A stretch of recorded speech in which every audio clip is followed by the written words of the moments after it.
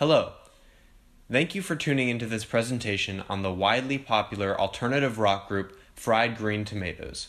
We will discuss the band's background, their 2000 hit All Out, the distribution and publishing of the group's music, the technology that affected them, and the type of venues they frequented. Let's begin. The Fried Green Tomatoes consist of the following members: Damon Brockwell on bass, Josh Harding on lead guitar, Jesse Greenfield on vocals, and Ben Greenfield on drums. Damon, Josh, and Jesse met at the University of Michigan in 1998. They became friends and then formed a band. Realizing they needed a drummer, Ben, Jesse's brother, joins.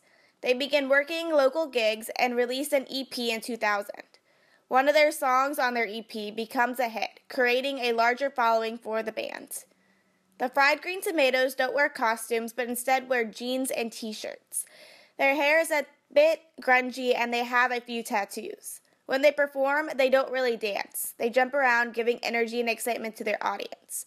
Since the band consists of white males, they aren't discriminated against. They are respected by their fans and admired. All Out was featured on the band's first EP, released in 2000, and it became the first commercially successful song of Fried Green Tomatoes, in addition to being the first song that they wrote as a group. Before the EP, the song gained recognition first by being played on college radio stations at the University of Michigan. It is by far one of the band's most conventional songs, which is one reason for its widespread popularity compared to their more recent music, in which they tend to experiment instrumentally with electronically generated sounds and more controversial lyrics. All Out was written in 1998, and the story goes that Jesse Greenfield was in class when he started humming a simple melody. Before it left his head, he left in the middle of class and hurried to one of the music rooms at the University of Michigan. Although he mainly plays guitar, Jesse can also play piano, and they only had piano rooms with inexpensive microphones. So he recorded a bit of the melody, and then he started writing down some lyrics that popped into his head. After 3 hours in the piano room, he wrote what would become the basic structure for All Out, which, without the introduction and interludes heard in the official EP version of the song, is an ABC song form. The A section, or the verse, includes 8 measures, and the B and C sections, respectively the bridge and the chorus of the song, also each contain 8 measures. The first recording of the song was released online by the band in 2008 to celebrate their 10th anniversary together.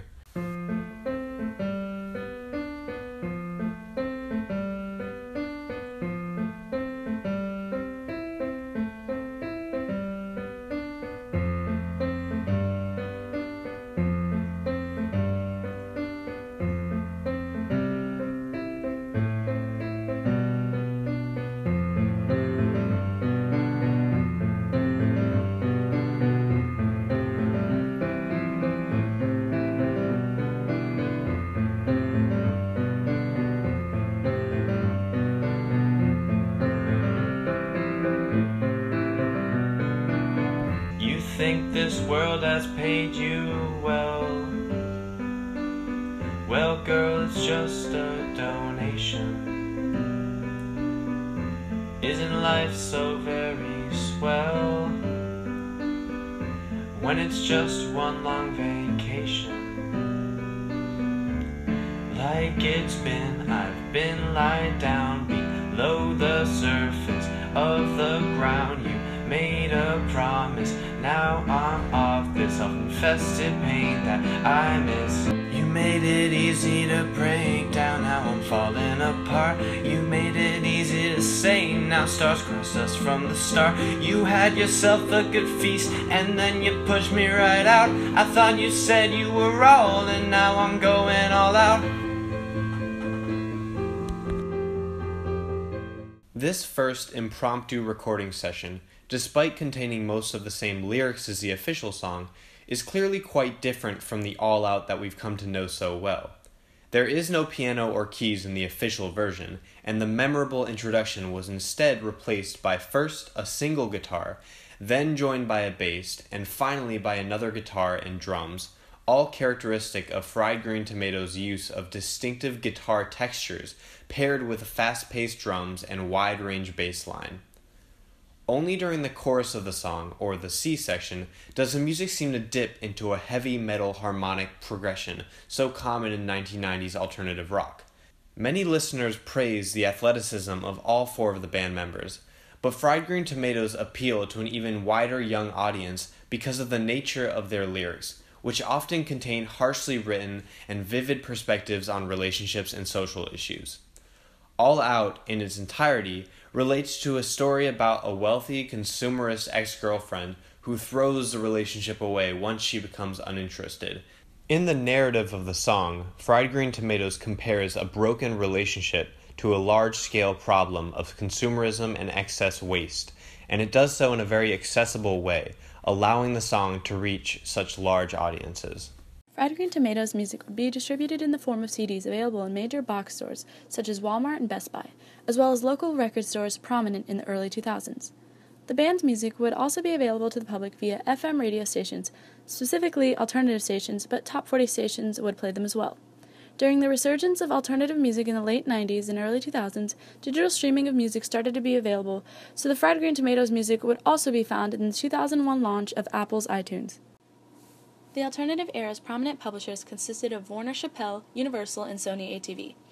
A prominent record label called Fueled by Ramen was founded in 1996 in Gainesville, Florida. They initially signed bands that would only sell about 10,000 to 15,000 copies of a CD, such as their small band The Impossibles. The label struggled to keep some of their early alternative artists because large companies would come to their acts and explain how Fueled by Ramen wouldn't be able to provide the best support, and that the act should sign with the bigger label instead. They eventually received more attention for their artists and ability to sign alternative bands following the success of their signee Fall Out Boy in the early 2000s. Another company heavily prevalent in signing alternative bands in this era was Hopeless Records, a label founded in 1993 in Los Angeles, California.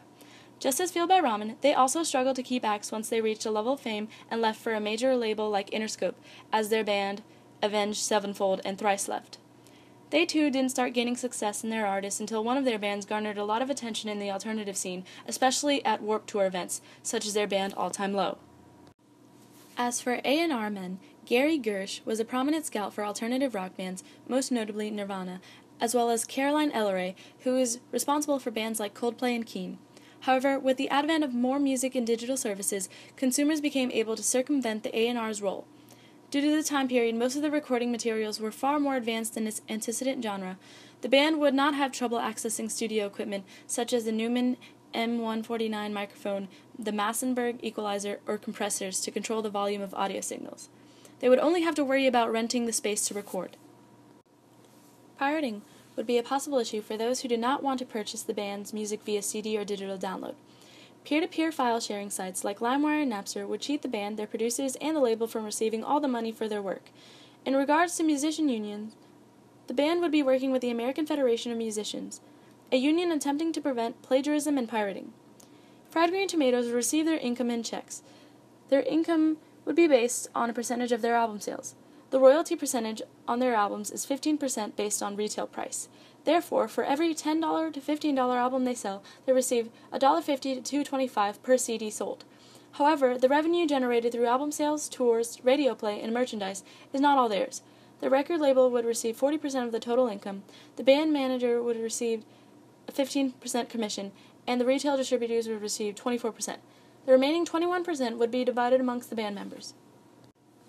Their song would be recorded in a professional studio and would be recorded in various layers and steps before the final product. A tempo would be agreed on, the rhythm section or drum sequence would be added as the foundation, then the guitar and bass would be added on top, and then the guide vocals would be added, and it would be recorded with a proper microphone setup. There would be a mixer involved to gather all the separate tracks and create one collective song, and processing would be applied, as in volume levels, chorus, delay, etc. The song would be mastered in the studio using a combination of compression, reverb, and EQ, meaning equalization of microphone, instrument pickups, and loudspeaker responses. They would receive radio play based on their loyal fan base's requests to their local radio stations. Their song and music video would attract enough attention to be featured in the background of a tourist destination commercial. They would receive a lot of radio play on alternative stations and even top 40 stations. Once their music video reached popularity on MTV's morning video program, they would be invited to perform on The Late Show with David Letterman and Saturday Night Live. Discrimination would not be a prevalent issue with the group. As a Caucasian band, There would not be reduced radio play or media exposure due to their race, especially in a genre dominated by white males. Their song would easily receive radio play because their lyrical content would be relatable and influenced by personal matters, as well as having a non-controversial view of real-world issues. They would not perform in such a way that slandered groups of people, nor would they present themselves with vulgarity or disrespect to the venues and television programs they would perform in. During the 1990s, MP3 files first started to be used to store music. MP3 is standard technology and format for compressing a sound sequence into a very small file, about 1/12 the size of the original file, while preserving the original level of sound quality when it is played. This allowed musicians to easily transfer and share their music. Digital recording were becoming popular in the 1990s. Because of this, in 1992, the Audio Recording Act was passed. This act requires manufacturers of digital recorders to pay a 2% royalty rate to copyright holders to compensate for the ease of piracy that digital recordings allows. In addition, digital audio recording devices are required to include a device that prohibits serial copying. Because everything was becoming digital, peer-to-peer file sharing software such as Napster and LimeWire started to take form. Peer-to-peer file sharing allows users to access media files such as books, music, movies, and games using a P2P software program that searches for other connected computers on a P2P network to locate the desired content. Napster was created by Sean Fenning and Sean Parker in May of 1999. In December, the RIAA sued Napster for alleged copyright infringement, and the following April, the band Metallica and rapper Dr. Dre followed suit. In 2001, after years of legal battles, Napster was ordered to remove all copyrighted material from its network, and the service shut down in July 2001. It was later acquired by Roxio and became an online music store. Like Napster, LimeWire was a P2P file sharing software that allowed music to be downloaded for free. In 2003, Apple Computer launched the most successful online music store to date. In its first year, Apple sold 70 million songs at 99 cents per song, creating nearly $70 million in legal internet music sales. As streaming music became popular, it became easier for fans to access their favorite artists' music. This allowed the spread of music easier. However, this also allowed fans to illegally download music using software like Napster and LimeWire. Though it was easier for musicians to spread their music, the fact that many fans were downloading the music illegally hindered the profits of the artists. The Fried Green Tomatoes started off as four best friends playing in a garage for a majority of their college years. They played for some small-time bars and pubs in the city of Ann Arbor, where they studied at the University of Michigan. Traveling to different festivals and playing as startup bands for larger shows brought them a lot of fame. During this time, they gained a lot of exposure and eventually decided to drop out of college and pursue music full-time. Fried Green Tomatoes performs mainly at festivals and in large open venues. Being an alternative rock band, they don't perform much with other artists, and they mainly write their own music and songs. Because they're still slowly rising to fame, they travel in a van where all of their equipment can fit, and the band tours majority of the year, so driving from city to city is the most efficient and affordable option for the band. As white males in this era, they're not discriminated against in the United States, nor are they treated any differently than other performers. Their audience is mainly made up of young adults ages 16 to 26. Thank you again for watching this presentation, and we hope to have given you more insight into Fried Green Tomatoes.